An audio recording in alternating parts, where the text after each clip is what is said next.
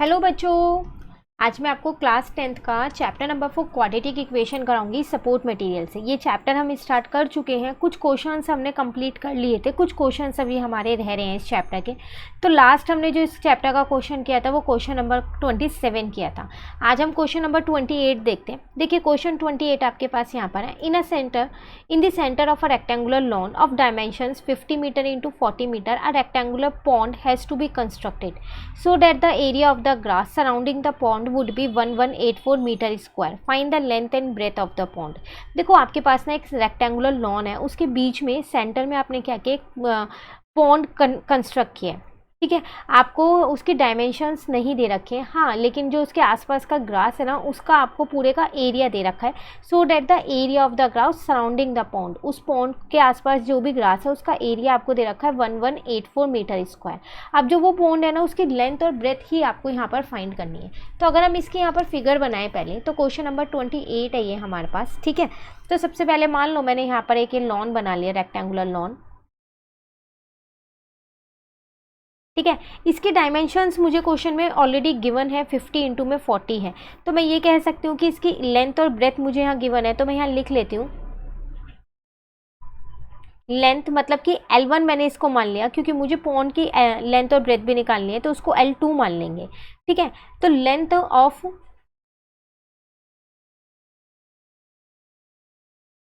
Rectangular lawn, तो वो कितनी होगी आपके पास, 50 मीटर आपको क्वेश्चन में गिवन है. उसी तरीके से अगर मैं ब्रेथ की यहाँ पर बात करूँ, उसको मैं क्या करती हूँ, यहाँ पर B1 मान लेती हूँ ऑफ रेक्टेंगुलर लॉन. वो मुझे यहाँ पर क्वेश्चन में गिवन है 40 मीटर. अब इसके अंदर मैंने क्या किया, यहाँ पर बिल्कुल सेंटर में ये पॉन्ड कंस्ट्रक्ट कर दिया है. ठीक है, यहाँ पर ये पॉन्ड कंस्ट्रक्ट हो गया.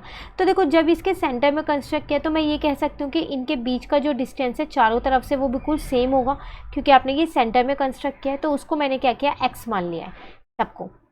ठीक है, तो इससे क्या होगा, मैं जो ये पॉन्ड है ना इसकी लेंथ और ब्रेथ निकाल पाऊंगी. कैसे निकाल पाऊंगी, देखो यहाँ पर लिख देते हैं. लेंथ मतलब कि L2 मान लिया ऑफ रेक्टेंगुलर पॉन्ड, तो वो कितनी होगी. देखो आपके पास ये 50 था, 50 में से एक x यहाँ से और एक x यहाँ से माइनस कर दोगे, इसका मतलब 50 माइनस का 2x कर दोगे, तो ये आपके पास आ गई लेंथ किसकी, रेक्टेंगुलर पॉन्ड की, लेकिन ये x की फॉर्म में आई है. उसी तरीके से आप ब्रेथ भी निकाल सकते हो, जिसको आप B2 मान लो. तो वो क्या हुआ, 40 माइनस का 2x हो जाएगा. ठीक है, साथ साथ आपको क्वेश्चन में क्या गिवन था, एरिया ऑफ ग्रास आपको गिवन था जो पॉन्ड के साइड में है. ठीक है, सराउंडिंग द पॉन्ड, यहाँ लिख देती हूँ मैं, वो आपको 1184 मीटर स्क्वायर गिवन था. ठीक है ना यहाँ तक.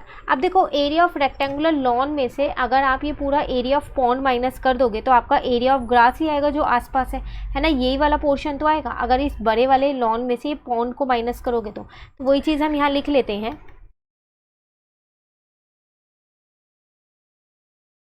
Area of rectangular lawn minus area of rectangular pond is equals to किसके बराबर होगा, वो एरिया ऑफ, देखो हमको x निकालना है क्योंकि लेंथ और ब्रेथ चाहिए पॉन्ड की, तो x की वैल्यू निकल गई तो आप निकाल पाओगे, तो उसी के लिए ये सब हम कर रहे हैं. ठीक है, एरिया ऑफ ग्रास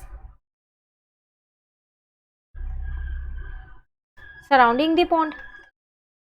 अब अगर एरिया ऑफ रेक्टेंगुलर लॉन देखें तो L1 इंटू में B1 होगा, और एरिया ऑफ रेक्टेंगुलर पॉन्ड देखें तो L2 इंटू में B2 होगा, इज इक्वल्स टू, ये आपको 1184 गिवन ही है.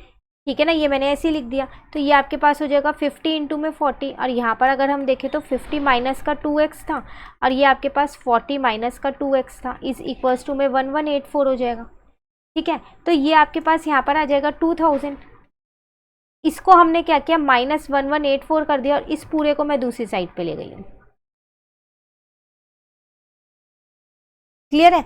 अब आप क्या करो, अब आप माइनस कर सकते हो यहाँ पर 2000 में से. तो अगर आप 2000 में से 1184 को माइनस करोगे तो आपका 816 आएगा. इसको आप सॉल्व कर लो फर्स्ट नंबर सेकंड ब्रैकेट करके. ठीक है, माइनस का सेकंड नंबर सेकंड ब्रैकेट, ठीक है। तो यहाँ आ जाएगा आपके पास 816 इज इक्वल्स टू, ये आ जाएगा आपके पास 2000 माइनस का 50 इंटू में 200 हो जाएगा, माइनस यहाँ पर हो जाएगा 80x माइनस माइनस प्लस यहाँ आ जाएगा 4x स्क्वायर, क्योंकि 2 बार x है इसलिए इंटू हो गया यहाँ पर। तो ये 816 फिलहाल ऐसे ही रहने दो, यहाँ पर आ जाएगा 2000 और यहाँ आ जाएगा माइनस का 180x और प्लस का आ जाएगा 4x स्क्वायर। ठीक है, सबको एक ही साइड ले आते हैं। तो 4x स्क्वायर माइनस का 180x हो जाएगा, प्लस का 2000 हो जाएगा, माइनस का 816 हो जाएगा इजिकल टू में 0। तो 4x स्क्वायर माइनस का 180x, अब देखो अगर आप 2000 में से किसको माइनस करोगे 816 को, तो आपका आंसर आएगा 1184। इनमें से हम ऐसा करते हैं 4 कॉमन ले लेते हैं, ठीक है, क्योंकि अगर हम 4 कॉमन लेंगे तो इक्वेशन थोड़ी सी छोटी हो जाएगी हमारी, और कुछ नहीं है। तो यहाँ से मैंने 4 कॉमन लिया तो एक्स स्क्वायर बचा, यहाँ पर 45x आ गया। अब 4 की टेबल में अगर हम देखें कि 1184 कब आता है, तो वो आता है आपके पास 296 पे। क्लियर है। अब इस 4 को उधर ले जाते हैं, यहाँ पर हमारी एक क्वाड्रेटिक इक्वेशन फाइनली ये बन गई है। अब आप इसमें क्या कर सकते हैं, इसमें अब आप मिडल टर्म स्प्लिट लगा सकते हैं। तो आपको मिडल टर्म स्प्लिट में प्लस माइनस करके माइनस का 45x चाहिए और मल्टीप्लाई करके आपको क्या चाहिए 296x स्क्वायर। तो देखो जब आप 296 के प्राइम फैक्टराइजेशन से फैक्टर्स निकालोगे ना, तो 2 पेयरिंग बन जाएगी 37 और 8 की, क्योंकि 37 में 8 को प्लस करोगे तो 45 भी आ जाएगा और अगर मल्टीप्लाई करोगे तो 296 भी आ जाएगा। ठीक है, तो एक्स स्क्वायर माइनस का 36x माइनस का 8x प्लस का 296 इजिकल टू में 0 हो गया। ठीक है, अब यहाँ पर इन दोनों की एक पेयरिंग, इन दोनों की एक पेयरिंग, x को कॉमन लिया तो यहाँ x माइनस 37 आ गया, यहाँ 8 को कॉमन लिया तो x माइनस 37 आ गया। बाहर माइनस था इसलिए मैंने साइन को चेंज कर दिया है। एक आ गया आपके पास x माइनस का 37, तो दोनों को एक एक बार हम क्या करते हैं 0 के इक्वल रख लेते हैं। ठीक है ना, तो हमने क्या किया यहाँ पर x माइनस 8 इजिकल टू 0 कर दिया और x माइनस 37 इजिकल टू 0 कर दिया। ठीक है, अब देखो यहाँ पर x की वैल्यू एक 8 आ गई है और एक x की वैल्यू 37 आ गई, 2 वैल्यूज़ आ गई हैं। अब अगर मैं अपना L2 देखूँ तो मेरे पास L2 क्या था, वो था 50 माइनस का 2x था।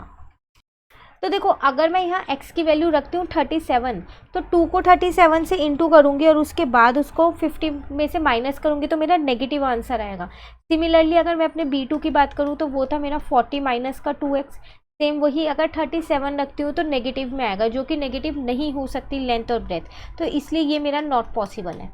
ठीक है, तो x की वैल्यू हमारी फाइनली 8 आ गई, तो 50 माइनस 2 इंटू में 8 हो जाएगा यहाँ पर, यहाँ 40 माइनस का 2 इंटू में 8 हो जाएगा। तो इसका मतलब 50 माइनस का 16 हो गया, यहाँ पर 40 माइनस का 16 हो गया, यही होगा। तो 50 में से जब आप 16 माइनस करोगे तो आपका 34 आ जाएगा, और जब आप 40 में से 16 माइनस करोगे तो 24 मीटर आ जाएगा। तो ये आपकी लेंथ आ गई है, किसकी, आपसे किसकी पूछी गई थी, length and breadth of the pond, ये यहाँ पर आपकी निकल गई। क्लियर है, ये था आपके पास क्वेश्चन नंबर 28 जो कि हमारा कंप्लीट हो गया। आगे के क्वेश्चंस जो है वो हम अपनी नेक्स्ट क्लास में करेंगे। इस क्वेश्चन में कहीं पर भी डाउट हो तो आप कमेंट करके पूछ लीजिएगा, और अगर आपको ये वीडियो अच्छी लगी तो लाइक ज़रूर कीजिएगा और मेरे चैनल को सब्सक्राइब कीजिएगा। Thank you.